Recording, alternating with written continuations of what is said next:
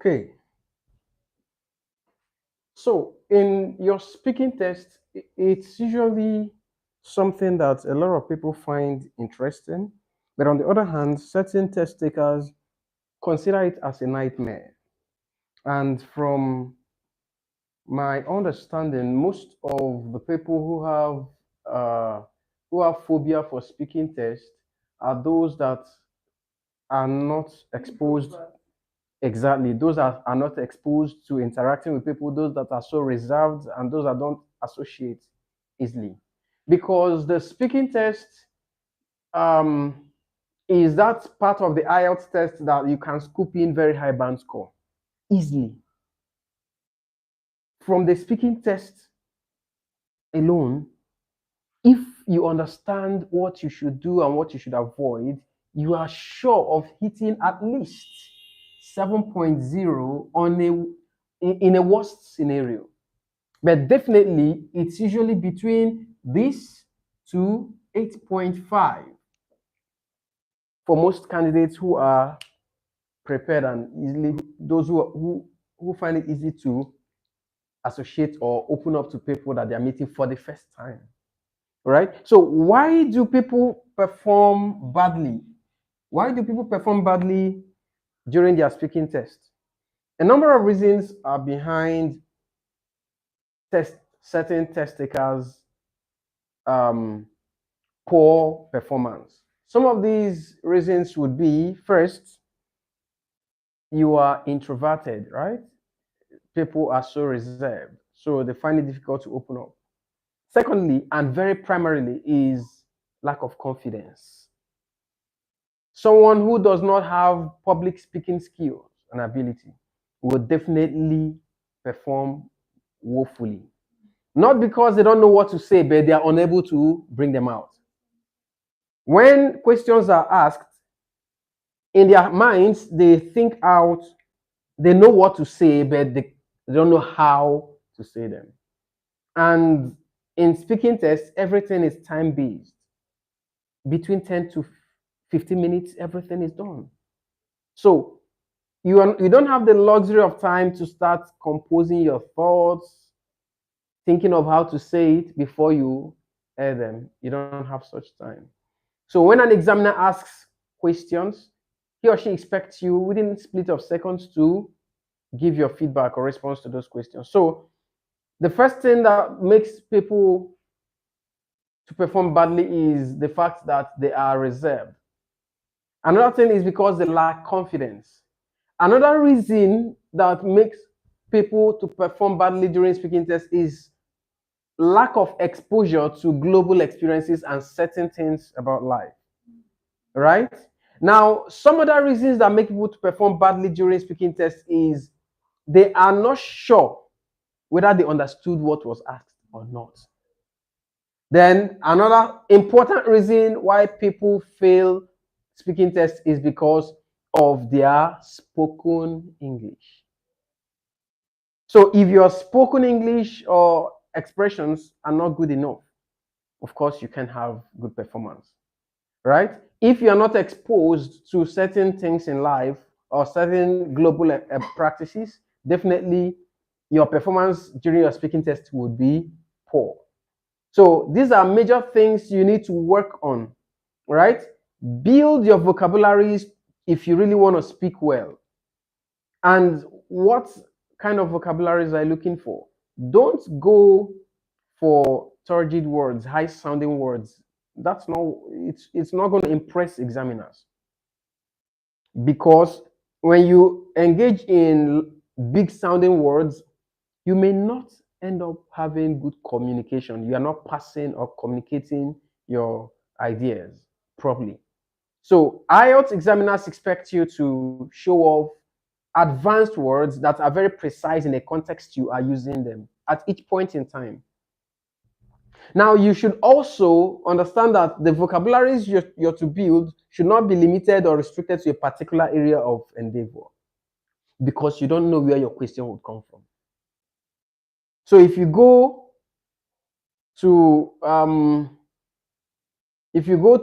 study vocabularies on a particular area of professionalism, for instance, you want to study You want to get so grounded in vocabularies for health, and then unfortunately the question comes out and it's about music or sports or arts or entertainment or travel or global warming or culture. You will definitely be dumbfounded. You'll be lost. Right? So for speaking test, please, it is important that you do your best to scoop in as much band score as you can from it. And like I said earlier, try to work on yourself, especially on these 4 to 5 or 6 areas I've mentioned that are the real cause or causes of bad performances during your speaking test. Now let's go on. The speaking test has 3 different parts. The first part is what we call the introductory session, where you get to be asked questions bordering around yourself and your immediate environment. The second part, or let me also establish that the first part is more of Q&A, questions and answers. The examiner is going to engage you by asking a number of questions. Then you are expected to respond to those questions. Then your part 2, for your part 2, you're going to be given a paper called Q card. Now, in the part 2 of your speaking test, examiner does not engage you. It is this question paper that you get to see everything you are expected to speak on. Right? So you wouldn't know what to expect in or from that cue card. Whatever it is that you find is what you're meant to speak about. There is no such option where you are free to say, I have no idea, please, can I get another one? No. Whatever it is that is written there is what you're going to speak about. So this particular part, we call it the main speaking test because you do all the creative, aspect of it. You do all the storylines that would help you to speak effectively and interestingly. You are also meant to speak for a specific period of time, usually 2 minutes, about 2 minutes. For part 2, uninterrupted, about 2 minutes. It's quite a short time, but if you are not prepared, it's like speaking for like 2 years. It's quite a short time. But if you don't understand what to do and how to go about it, it is quite a long time. It's a short time, but I tell you, it's a crazy moment. A lot of people, when they are given the cue card, they look at the content in their heads, they build their points. And when they're asked to begin, in less than 40 seconds, they've exhausted all the answers. And you see this part, examiner does not talk to you until your 2 minutes elapses. So examiner will keep staring at you, and in your mind, you are like, I'm done. But the examiner will never say a thing until the 2 minutes elapses. That remaining. Okay, so let's get on with what we are getting prepped for. So after understanding what you're required to go with on the day of your speaking test, you should prepare your mind for the examiner. What does this mean? Do not expect to find or meet an examiner that is a comedian. Don't expect to meet an examiner who is so welcoming. Remember, it is a formal exercise, examination, right? So examiners would show off a high level of formal posture, formal interactions, and formal approach in what they do. Now, but irrespective of the fact that the examiner is there on an official assignment, it is also expected and strongly advised that you, the test taker, should try as much as possible to be friendly. Because your speaking test goes the way you take it. If you go there and you are very nervous or you are so reserved, of course, the examiner will help you by also showing a high level of formal exhibition. But when you go there and you open up, you're free, you're friendly, you're jovial, examiner will also be jovial. Right? So you need to be as open as you can on the day of your speaking test. Your speaking test goes the way you make it. Right? One of the biggest and greatest wins you're going to make for yourself on the day of your speaking test is confidence. Do not for any reason go for your speaking test with your confidence being short of 101%. You need the highest level of confidence on the day of your speaking test. A lot of people go for speaking tests, and when they go to the lobby to wait for they go to the lobby and wait to be called in for the speaking exercise proper, a lot of things happen. Some persons are unfortunate and they meet people who have written IELTS for about 3, 4, 5 times, and they begin to interact, and the person will share the experience. I've actually written IELTS like 5 times. When you hear such news, you're going to start doubting your own chances as a first timer. Right? So I always tell people, when you go for your speaking test, yes, it is good to mingle and associate, but don't go for any negative vibe or energy. Don't fall for it. If the person has written 1 million times, that's his own experience. Don't accept that for your own self. So you have to get yourself all positive. Then, when you go for the speaking test and you are the lobby waiting to be called in, also get yourself highly motivated. I don't know how you're going to do that.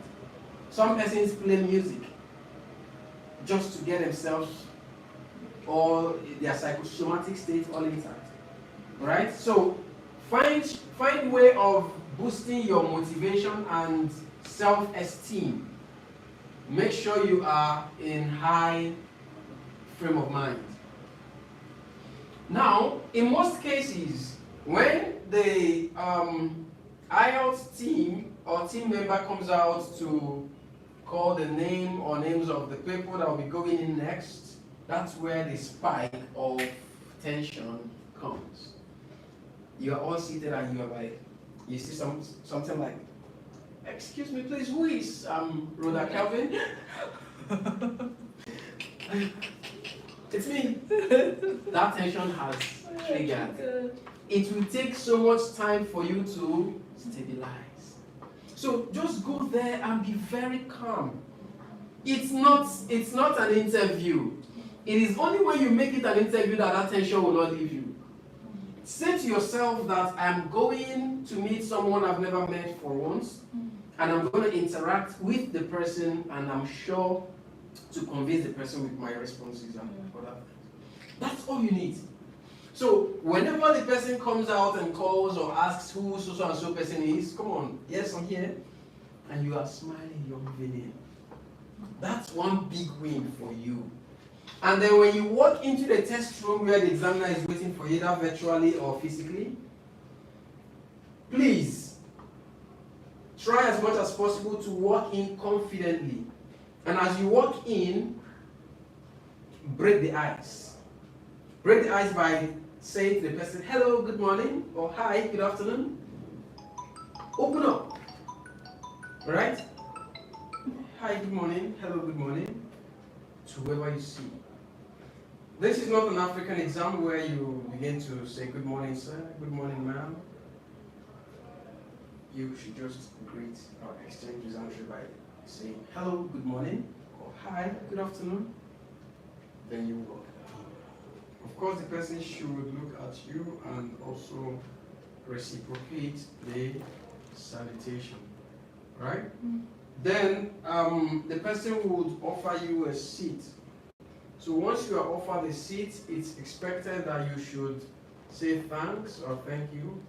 Then you grab a seat. So when you grab the seat, how do you position yourself? What should be your sitting posture? So straight up. 90 degrees. So you don't tilt backward. Yes. Just ensure you are laying your back on the rest. Okay. Yes. Sit confidently and 90 degrees. Don't sit one-sided. That's an indication of being tense. Right? So you have to position yourself in the right posture, sitting position. Now when you sit, try to maintain eye contact. Well, virtual too. Yes. The virtual process or arrangement, of course, whoever that is going to be taking you through the session may be around this position, right? So the person is centralized. So you as a test taker, you are to look at the screen. But the examiner may never know whether you are looking at this point, or at this point, or at this point, or here, or over. But just ensure you are looking at the screen. But for the physical one, of course, the person is there with you and the person can see you. So you have to keep eye contact with the examiner while you are speaking. Then when you are speaking, or when you are keeping your eye contact, there is no rule that says you must fix your eyes at the examiner. You can always speak, look leftward or rightward, but ensure you come back to the examiner. But please avoid looking downward. That's negative. So once you are maintaining eye contact with the person, of course the examiner will then give you the preambles or the modus operandi of the speaking session. Then do some formalization of formalities and then introduce him or herself to you and the speaking test will begin. When the speaking test begins,